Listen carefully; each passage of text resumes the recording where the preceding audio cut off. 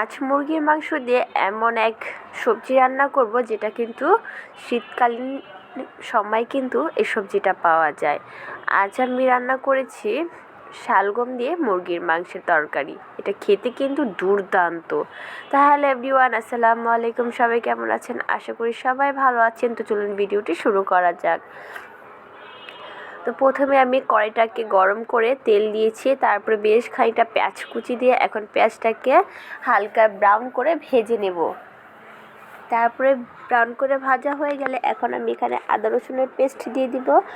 আর আদা রসুনের পেস্টটাকে ভালো করে কষিয়ে নিতে হবে, না হলে কিন্তু এর কাঁচা ফ্লেভার আসবে একটা।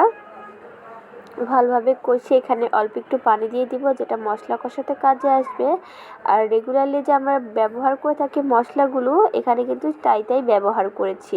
এখানে ছিল হলুদ গুঁড়ো, মরিচ গুঁড়ো, ধনিয়ার গুঁড়ো, হলুদ গুঁড়ো আর গরম মশলা গুঁড়ো, জিরে গুঁড়ো, এই সব কিছু দিয়ে ভালোভাবে কষিয়ে নিয়েছি। তারপরে এখানে আমি বেশ খানিকটা কাঁচামরিচ দিয়ে দিয়েছি। এই কাঁচামরিচগুলি কিন্তু আমি কিন্তু ফেলে দিইনি, আলামি দিয়ে দিয়েছি।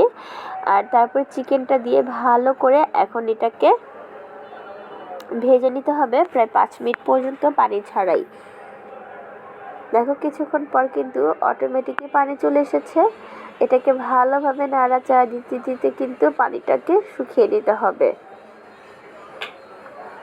মানে চিকেনটাকে একদম ভালো করে পারফেক্টলি কষিয়ে নিতে হবে। তারপরে যে দেখো এখানে শালগমটাকে আমি ভালো করে কেটে ধুয়ে পরিষ্কার করে রেখেছিলাম। দেন তারপরে এখানে আমি অ্যাড করেছি শালগম দিয়ে ভালো করে চিকেনটার সাথে আমি ভালো করে মিশিয়ে নেব।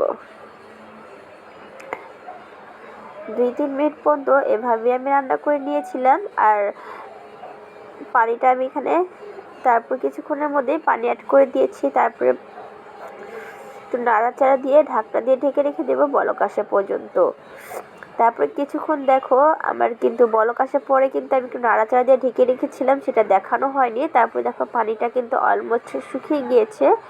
তখন আমি আবারও ভালো করে নাড়াচাড়া দিয়ে দিব। নাড়াচাড়া দিয়ে আবার একটু ঝোলের জন্য পানি অ্যাড করে দিব।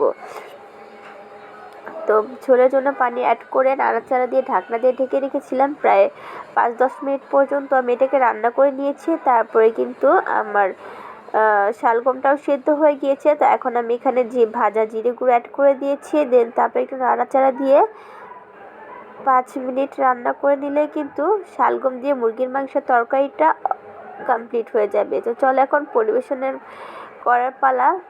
দেখো শালগমগুলি কিন্তু একদম পারফেক্টভাবে কুক হয়েছে। তো এখন এই যে দেখো পরিবেশন করার পর কতটা লোভনীয় হয়েছে না, খেতে কিন্তু অসম্ভব মজার হয়েছিল। চাইলে তোমরা একবার হলেও ট্রাই করে দেখতে পারো। আর ভিডিওটি ভালো লাগে লাইক, শেয়ার, কমেন্ট, সাবস্ক্রাইব করে পাশে থাকবে। তা আছে এই পর্যন্ত, আল্লাহ হাফেজ।